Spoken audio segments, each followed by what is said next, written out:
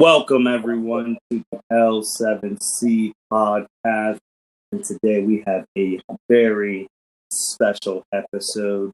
We have a founder of the L7C and birthday boy, day of recording, Mr. Cedric Ware. How are you doing today, sir?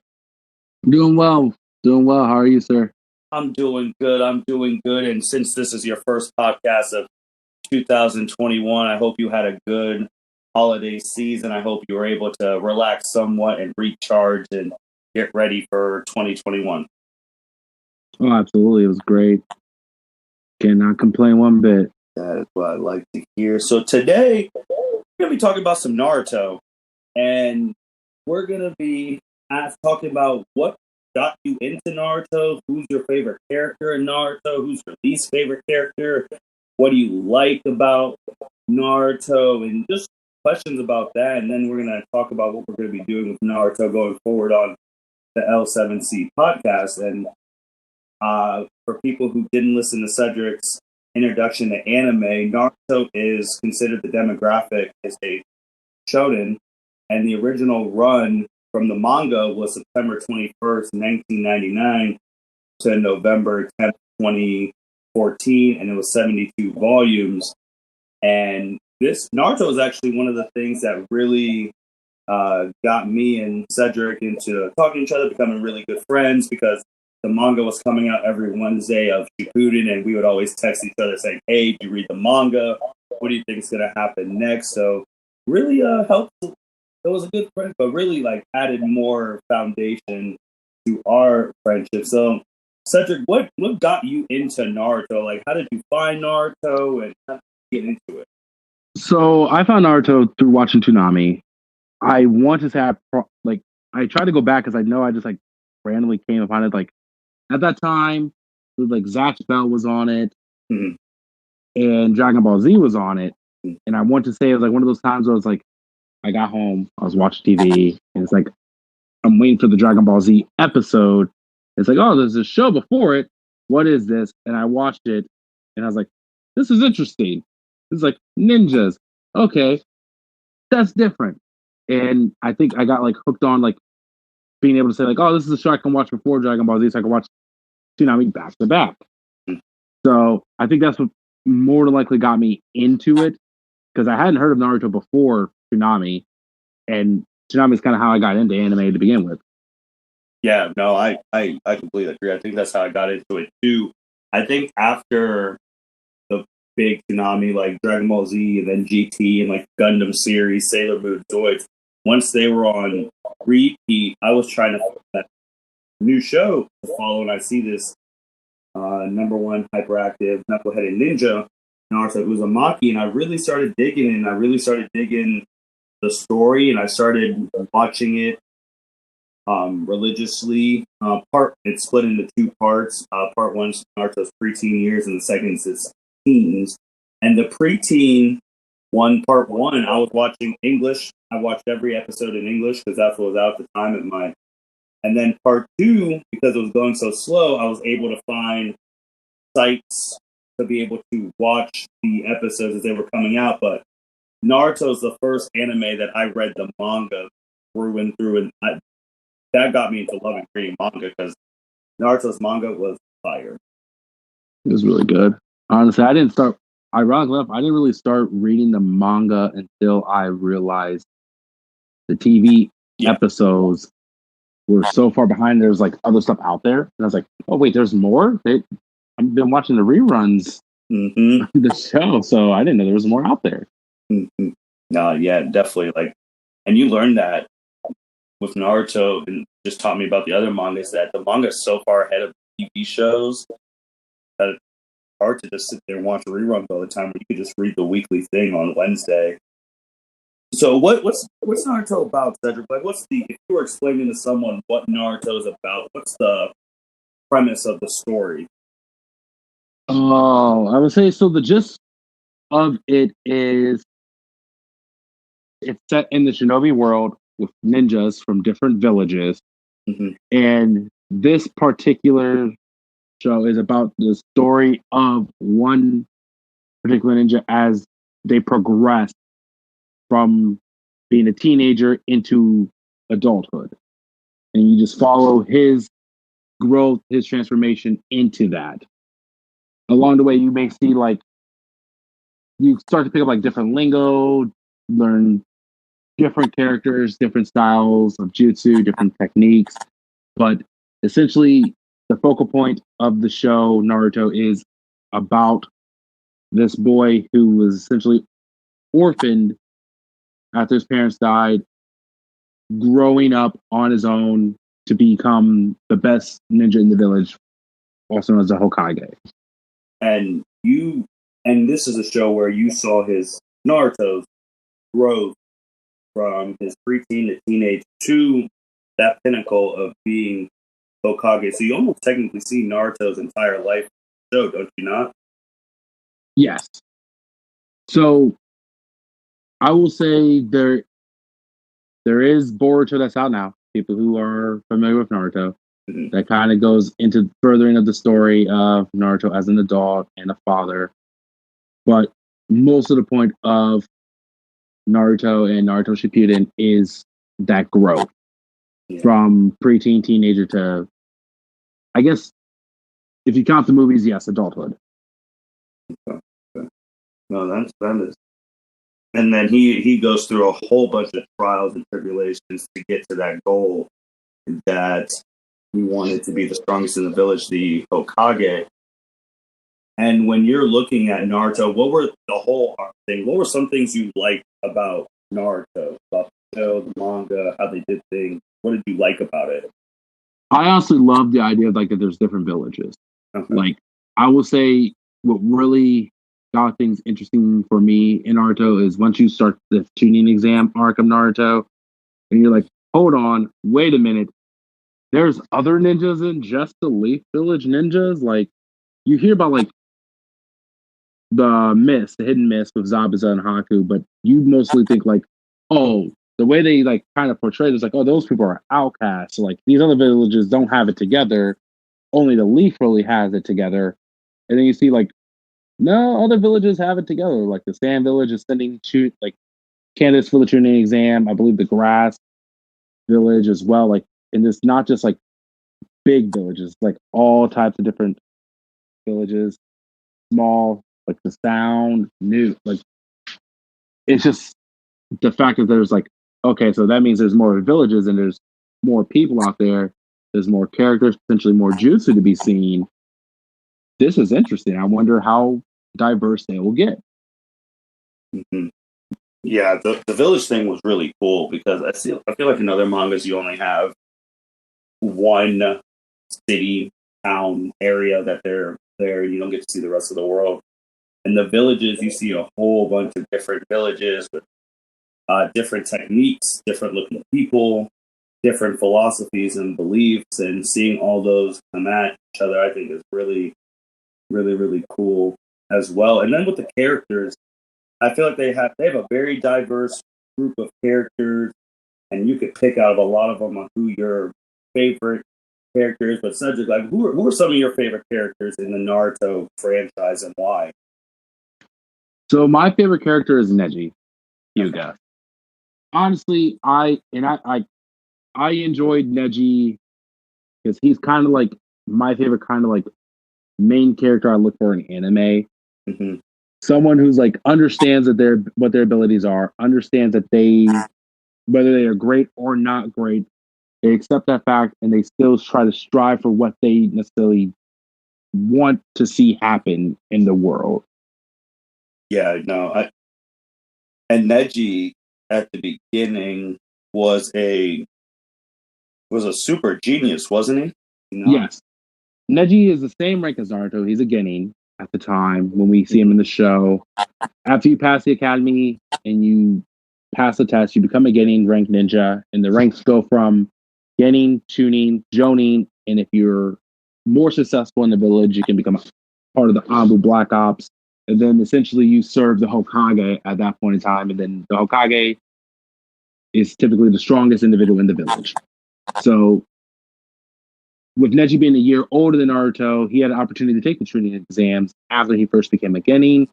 With the squad makeup, it's normally one Jonin, 3 Genin that makes up the team. because they believe in 4-man cell groups in all missions. So that's how they start the Guineans out to get them used to that 4-man cell. And Mike Guy was the team leader for Neji's team, and he determined, maybe I should let them wait a year, let them develop further before I introduce them to the training exam, because it may sound like, I know we see like a lot of like other animes like trying to talk about like exams and stuff, like no one normally dies in those animes, but with the Chunin exam in Naruto, like there's nothing against killing your opponent. There is no rule against it. It's whatever you need to do to pass the test, essentially, like deceit, cheating, any of that is encouraged, because as being a shinobi, you learn you will die at some point. You have to take that out with you on your mission. You could die out there. And so Guy, wanting to develop his group and team to be stronger, to have the best success that they could have, decided to wait a year in allowing them to take tuning exams. And so Neji comes in. He was already like, there's certain like clans, I would say family clans in the villages that posture as far as knowing as being like how long you were in the village, where you're part of the village growth and creation, and you kind of have your own known techniques throughout the village. So when individuals who are strong out of that clan come in to the academy, like the village knows who's the cream of the crop, essentially, coming in. And when you start to progress and you start showing your talent, showing your skill, everyone starts to like pay attention and think like, okay, this person is someone to look out for. This person's strong as well as maybe intelligent. And I believe Neji, for the Hyuga clan, already having the Byakugan, a Kekkei Genkai, was already on a lot of people's radars. And then as he progressed through missions, he is touted and held out to be the strongest individual, like the strongest Genin from the Leaf Village, taking the exam. And just to put it in perspective, at that point, Neji was stronger than the two main characters of the show, Naruto Uzumaki and Sasuke Uchiha. And Neji also had a redeeming quality about himself too, because he was one who always thought once it was written in faith, like he couldn't change his own faith, and he realized that he could, right? So Neji believed that when you're born, you have a destiny that's already established, which is, like you said, fate. Like, you can progress towards that destiny, but you cannot change that destiny. So in his mind, he's like, I am strong because I was meant to be strong.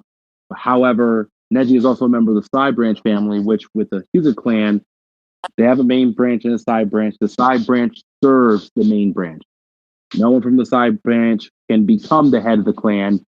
They are subservient to the main branch, and there's even a forbidden jutsu placed upon them that if they attempt some type of like oversiege or power, they die instantly. That jutsu will kill them. And so while he's strong, he understands and has to accept in his mind his own fate of, I may be the strongest Hyuga, like most talented Hyuga. I may have the abilities and progress to someone who could be considered a clan leader, but I will never truly be head of the Hyuga clan because I was born into the side branch. And that is my destiny. That is my fate. I cannot break that. And so, of course, as the character and the personality of Naruto is, he's like, well, everyone considers him a loser. Everyone calls him a loser. He's like, no, well, I'm still going to be the Hokage. He, of course, is the antithesis of that mindset of like, well, no, you can definitely change your fate because I'm going to prove it by becoming the Hokage. Watch me change what you all think my fate and destiny is. And of course, that frustrates Neji because it's like, well, this is essentially my being. This is how I've gotten as far as I've gotten. Yeah, he's fantastic, super skilled. He had a great story. Seeing him rise through the ranks, and you said like he started off as a Genin, and he became a Jonin by part 2. What other characters were you fond of in the Naruto franchise? I was also fond of the 8-tailed Jinchuriki Killer Bee. Okay.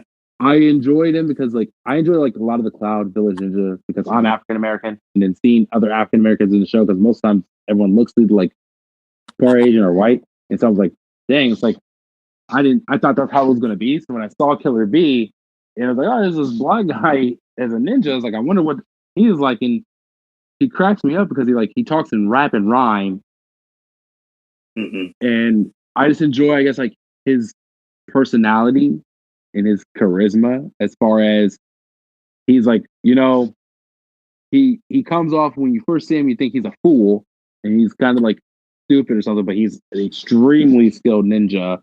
Arguably, I would say, arguably one of, if not the strongest, because of the Jinchuriki, the second strongest ninja in his village, next to his adopted brother Raikage. And I don't know, I just enjoy his personality. It's a nice like reprieve from like all the seriousness. I feel like he's one of those types of characters that you'll see in anime. It's like everyone's been like getting down, super serious, and he'll come and kind of like break the ice a little bit with either a joke or something like that. No, he was really cool as well. I think me first. I mean, my favorite was Kakashi Hatake, the teacher to the Team 7 of Naruto, Sasuke, Uchiha, and Sakura. I don't know. I really just liked his demeanor, and obviously I liked his skill set and the way he handled things. And I also do like those kind of people who Kakashi could look like he's aloof, just chilling, lazy, and then he could be super serious and really just go to work. So he was my personal favorite. And there was a whole bunch of other people on this show as well that I really liked. But from the flip side, what were characters you did not like in the Naruto franchise? So I'm not the biggest fan of Sakura, Haruno, and that was one that's like it's like a growing thing. Like originally, I didn't really pay much attention to her, but as you get like further into the storyline and Shippuden, and it's like I honestly wonder how she progresses. Like the storyline, I guess, is like kind of predictive, where you see like there's Stunning, the 3 like legendary ninjas from the Leaf Village. Each of them are training one of Team 7's members. Like Sasuke runs away to Orochimaru to gain strength to kill Itachi, his older brother, who he suspects, well, not necessarily suspects, but believes and knows killed his clan, the entire Uchiha clan. And so he trains with Orochimaru to get stronger. Naruto trains with Jiraiya to get strong enough to go after Sasuke. And of course, that left the new Hokage, the 5th Hokage, which was at the time Tsunade, the daughter of the first Hokage, granddaughter of the first Hokage, and you knew Sakura was going to end up being with her. So you knew she was going to be strong, but I guess my frustration is more with her like personality, and I guess I know that like in Naruto she loves Sasuke, and so I wasn't amazed until like Shippuden as I like kept progressing. But I guess with Shippuden, I wanted the treatment of Naruto to be different, and I don't know. It's maybe an unpopular opinion. I feel like she does not treat him much better, except for less physical abuse and outright verbal abuse. It's more emotional abuse kind of treatment that goes on in the show. Yeah, she was my favorite character out of the whole show. I almost felt like she was a token main female protagonist. I don't think, besides her at the beginning of the show just being so in love with Sasuke and dissing Naruto, to then relying on Naruto to help get Sasuke back, who she was still in love with, then going to part 2 saying she was going to train so that she wouldn't have to rely on Naruto, which was still the case. And even after seeing what Sasuke's become, still being in love with him. And Sasuke has almost killed her 1 or 2 occasions and still being in love with him. I just don't see what she added to the show. I think with her going forward, it showed other anime people that they just can't have some token female lead that just sits and cries for most of it, then randomly gets strong and then it's not strong. That they have to have their female leads do things, especially now in 2020. But yeah, she's my favorite character out of the whole series. I agree 100%. I mean, that's the thing with Sakura. Like, I'll even go as far as say, like, knowing that Naruto is in love with her as well. And there was a point of the show where she, I guess, attempts to manipulate that to get kind of what she wants out of the situation because she believes that she should be the one to kill Sasuke because she's the one that loves him, doesn't want anyone else to do it. And it ends up backfiring, like you said, in one of those life-threatening moments where he almost straight up killed her had it not been for Naruto. And Kakashi there to kind of stall a little bit as well. Yeah, even before that, when Naruto, and this, I think this really brought my hate for her out.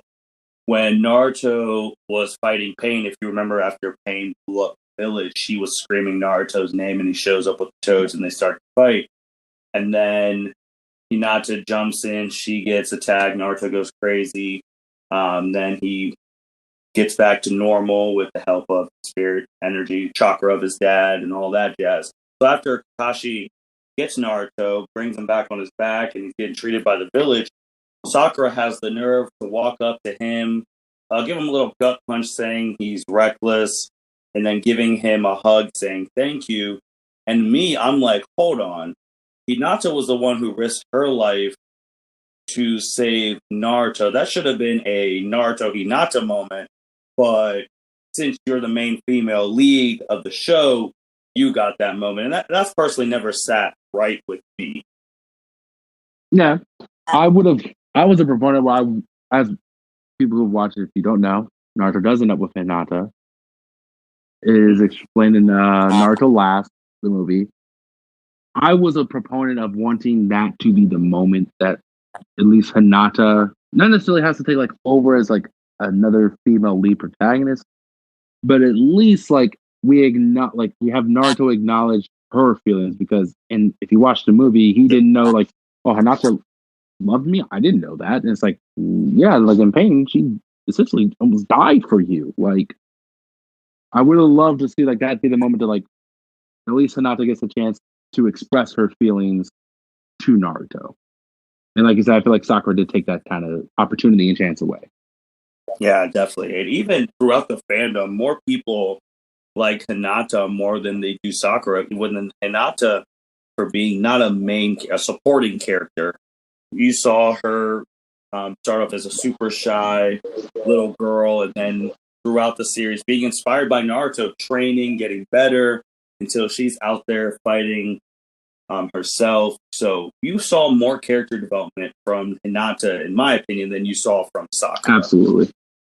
And she was a supporting character, and the fans spoke. I mean, everyone liked Hinata more than Sakura. To this day, I've still not found one person who's watched the entire Naruto say they like Sakura.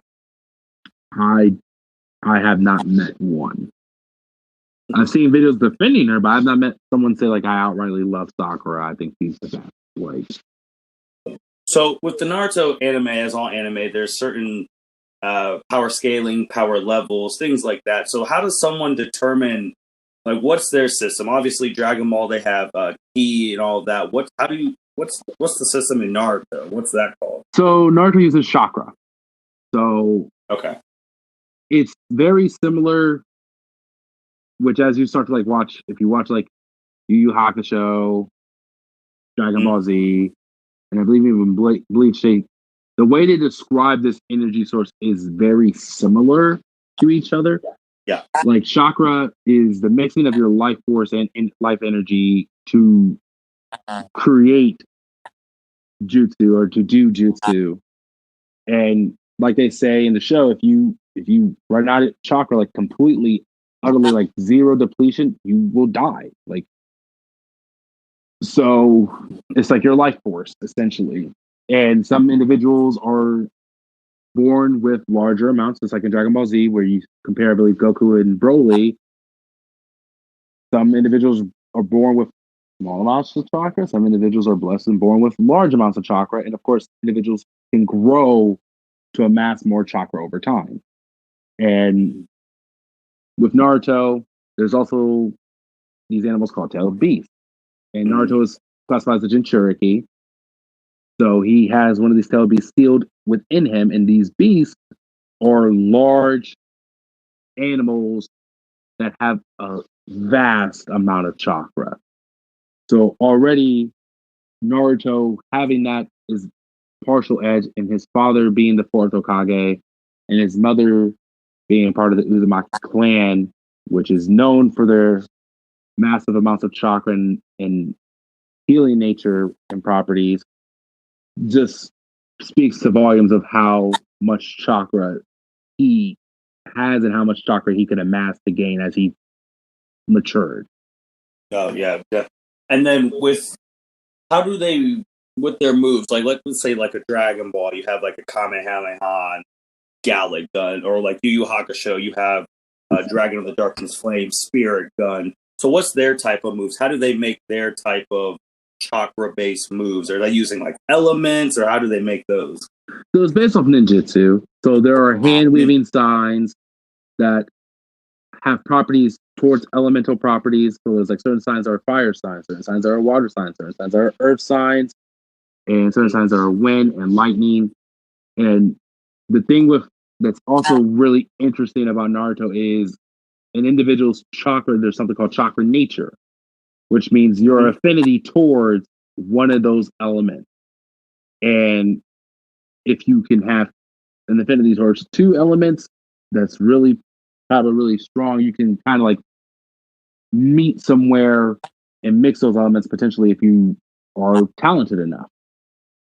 So you'll see those things normally with individuals who have Kekkei Genkai or like a natural born technique that is only passable through the bloodline as far as like certain types of jutsu, certain types of moves and techniques. Most common one you see is like a visual prowess with one of the other main characters, Sasuke Uchiha, which is the Sharingan. The Sharingan itself doesn't have its own property, but the Uchiha clan is known for their fire elements. But Sasuke also has an affinity towards lightning. So that also helps him in being able to make like dark flames or black flames as well, and to change his chakra nature in different moves like Chidori, which was taught to him by Kakashi, and to be able to, I guess, like progress further in learning different techniques. But he can't produce something like the Rasengan, which is mainly a wind technique like Naruto does, until he gets older, where we see in Boruto, he can produce the Rasengan just like Kakashi can. So it doesn't necessarily lock you in 100%, but you have to be a really talented, skilled ninja to be able to jump across your own chakra nature. It's just like, it's like a talent type of thing. Like these types of jutsu will come easier to you. And you brought up the thing Kekkei Genkai. That's a bloodline thing. So only certain bloodlines will have those skills if it's a Kekkei Genkai, right? Correct. I believe after Sasuke, the first Kekkei Genkai we see is Haku, his ability to use ice mirrors, which is I believe a mixture of wind and water to form ice, and no one can copy that. Like Kakashi is known as a copy ninja when we first are introduced to him. His ability to copy someone's jutsu by watching their hand signs, and because he's so skilled, he can naturally like use whatever chakra nature he sees, but he cannot steal someone's Kekkei Genkai because that's a bloodline trait. So he cannot reproduce Haku's ice mirror style. Okay, yeah, that sounds super cool. And Naruto is not one of those animes like a Dragon Ball where people are flying and death is not that serious, because Naruto, death's pretty serious. In Naruto, you typically don't come back, right? Correct. You don't come back as like your own individual person. I mean, there have been a couple of times. There is a forbidden jutsu. It's actually forbidden to bring back someone from the dead in reanimation mode, which the first time we see that is with Orochimaru when he attacks the Leaf Village. He takes DNA from the living being he wants to reanimate and puts it in a dead corpse, and then starts to control it with his own chakra. And they come back, depending on how strong that user is, they can come back in their prime. They can come back not so strong. They could come back completely obedient. They may have some resistance, but because Orochimaru is one of the Sannin, he is very proficient at the jutsu that was established by the second Hokage. And so when his reanimations come back, he is also kind of a sadistic character. So he allows them to have their personality and allows them to talk up until a certain point where he's like, okay, now you need to do what I say. And you see like that in the fight with the first, the second, and the third Hokages, where initially they have a conversation like between the three Hokages, because the third learned from the second. It's like, I really hate that this jutsu, this is a despicable jutsu. I hate to have to fight my fellow Hokage to protect the village. And then even then, like Orochimaru's like, that's enough, like reminiscing, and like cuts off their ability to talk, and now they're just strictly obedient to do the moves that he wants them to do. So if someone was trying to get into Naruto, would you, now with the episodes, would you suggest reading the manga first, then watch the episodes, or watch the episodes and read the manga, or do both? Because Naruto's known to have what people call a lot of filler episodes. So what would be your recommendation if someone wants to get into Naruto right now? Honestly, I would say watch the anime. Okay. First, because when you read the manga, if you're like reading books, I would say read the manga. Like if you're more of a reader, like you can sit down and blow through a book in like 2 or 3 days, you'll blow through Naruto really fast, honestly. The reason I would say that watch the anime first is, while there are fillers, I will say the first session or part of Naruto, the fillers aren't really that great, but they do at least a decent job with some of the fillers of tying into like reasons behind some of the things that happen in the actual manga and anime. And they at least like give you some perspective. Like sometimes some characters may be like slightly mentioned, or some things maybe like slightly referenced. It doesn't really like overall push the theme, but normally the fillers for me in like Naruto are always like something comedic. So it's like a good break from like, say you had like a big fight to the death or something that happened, or someone came very close to dying and they're super hurt, and we're gonna have a comedy like episode, kind of like just like, okay, well, I'll take a deep breath, relax, laugh, and then we'll get right back heading towards like the next arc and the next like mission, essentially moving forward. With manga, it's just nonstop going.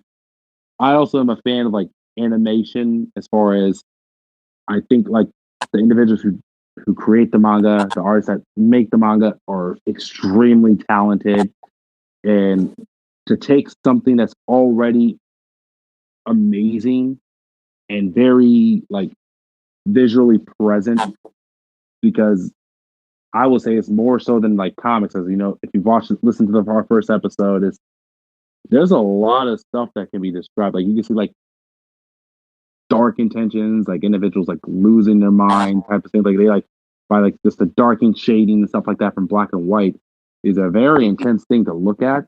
But for me, it was always like, well, now I wonder what that's going to look like animated, like with colors and everything like that.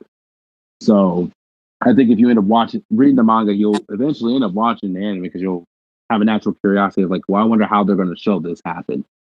Like one of my favorite things was when Madara came back, and like reading the manga, you see him fighting all the Shinobis, a part of the Unified Shinobi Force, and I'm like wondering like, this looks amazing. I can't wait till they turn this into animation. And that's one of my hands-on like favorite animated like fight scenes of one person versus a massive group of people. You see him flying from left to right, cutting people up, like just not being subdued at all. So me personally, I'm more of a visual person. Like I like to see animation. I also like to see like the hints of colorings, stuff like that, because like when you create manga, there's you have an idea and a vision of what it's going to be and what it's going to look like. So I believe like you have an idea of like the animation, but like the animation could really be a big, like, I guess like the exclamation mark on what the manga intends. Though I won't sit here and say like there's not the flip side of it, where you may be underwhelmed a bit. Like you may think like, oh, I really wish they would have done more with this partial scene.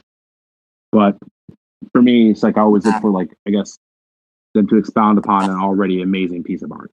And then if you're watching an anime, you're watching it, would you recommend people watching the dubbed version of Naruto, or would you prefer? Would you recommend someone watching the sub version of Naruto? Honestly, I personally like watching dub just because I enjoy the subtitle, and I know that's like the initial release was made that way. Mm-hmm. I would say if it's your first time, if you're not like a avid anime watcher, like you're not someone that's gonna be like looking at like new anime that comes out typically only in sub until they make a dub of it, and you'll probably want to watch English dub just because it has that option. Like, I mean, the later seasons don't; they're still not dubbed yet, but those are like in Shippuden. Like, you have a long ways to get to that portion. Like, eventually you'll have to read the subtitles, but I honestly think the dub does a good job in comparison to the subtitles because I've watched it sub and dub, and I think they do a good job of, I guess, like getting as close to the same translation as it is. Like, so if you're not someone that likes to like read and watch, because there are people like that, I'll say because it gives you the option, watch the dub. Like, they do a good job dubbing it. Gotcha. And Cedric, anything else about Naruto for like a first time person who wants to get into it? Things like that should know about it before they get into it. You will be frustrated with the at the initial beginning, and I will say it won't really start to turn around as much with this as the power scaling, because you'll see Kakashi do a whole bunch of sweet things, and you'll see Naruto, because Naruto can be annoying. I'm not gonna lie. Like, when I first started watching, I was like, man, this guy just keeps running his mouth and he can't win. Like, why is he running his mouth and he can't win?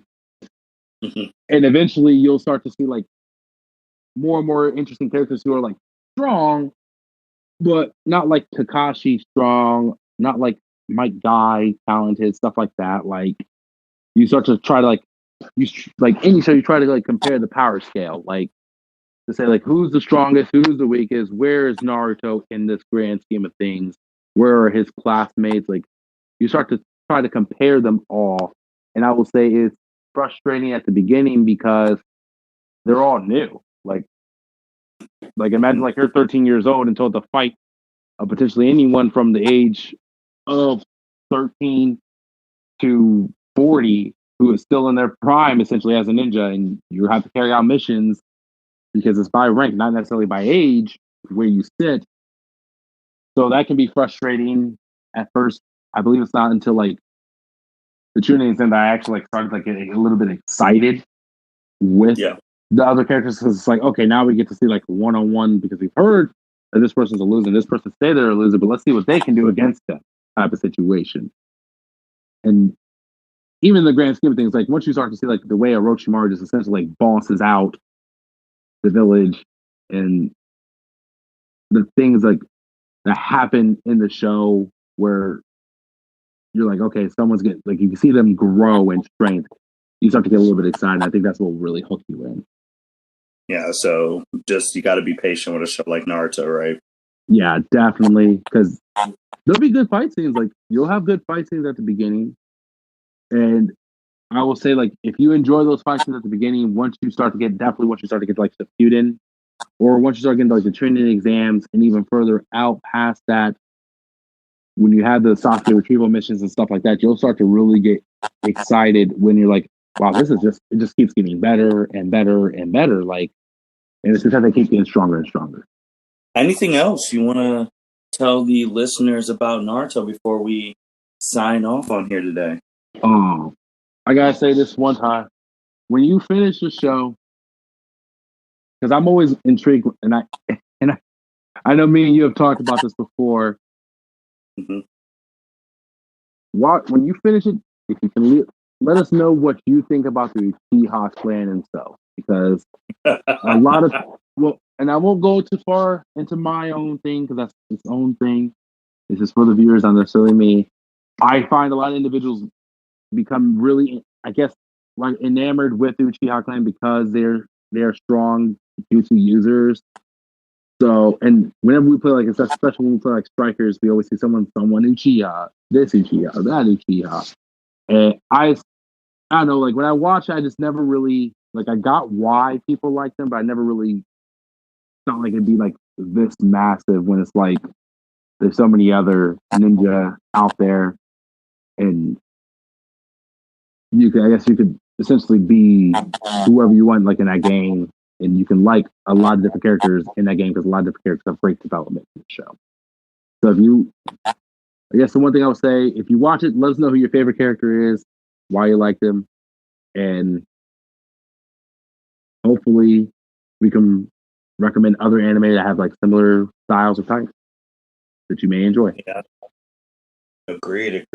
And also with Naruto going into 2021, I don't know, for the listeners out there who listen to the end of your podcast where you had all of us honest, we were talking about there's some things coming in 2021, and Naruto is one of them. We're going to be opening, I think we're going to do once a month. We're going to be doing what if battles, podcast episodes on pairing two random Naruto characters, and if they fought each other, who would win, or team battles. And our producer, Justin Agnew, is actually very excited about that because he's going to be wanting to hop on episodes like that as well. So look out for those. We're going to figure out what our first one is. It might be at the end of January, early February, and we're going to go from there because there's a lot of strong characters in Naruto. Almost definitely. And that's one of the things that I like that over, let's say, a Dragon Ball, because Dragon Ball, there was a lot of good, strong characters, but then it really it was Goku and Vegeta so far ahead of everybody that it was just them and everyone else was useless. And in Naruto, there are so many strong characters that if they matched up with different strong characters, would lose to this one, win to this one. So we're going to be starting that going forward. Justin, also the producer here, he wants us to do top 10 Naruto battles. Oh, man.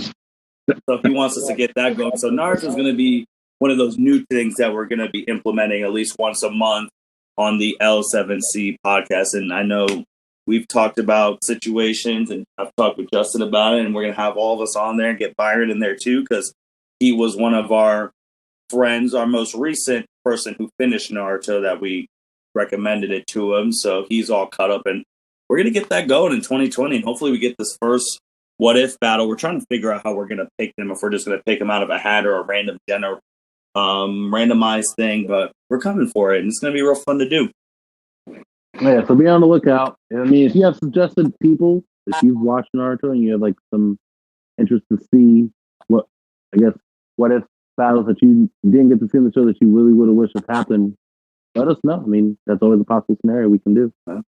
And with that being said, thank you everyone for listening to L7C podcast. Thank you, Cedric, for taking time on your birthday to do this Naruto episode. I know it's a show that both you and I really enjoy, and most of the L7s, Byron, Justin as well. So thank you for being on. Thank you guys for all the support. 2021's we'll have our first full years of podcasts, so we can't wait to grow and come about these episodes and provide good content for you guys. Oh yeah. And thanks guys. Again, sorry for the 1 moment pause. I got a call from Patrick, and it's making me mute. No, like it made me mute my mic as like declined the call, and I was muted. I was like, I didn't even notice. So I do apologize for that, but thanks again for having me on. It was great. As you know, I love Naruto stuff. There's no problem at all. Yeah, and can't wait till Justin's editing. He hears that Patrick in the middle of it. Gonna keep that band going. I mean, he did not help himself with that. Well, thank you everyone for listening to the L7C podcast. You guys take care. Take it easy. Thank you for listening to this episode of the L7C podcast. Be sure to like, rate, review, and subscribe to the channel. Follow us on all social media platforms, and we'll be talking to you guys soon. Take care.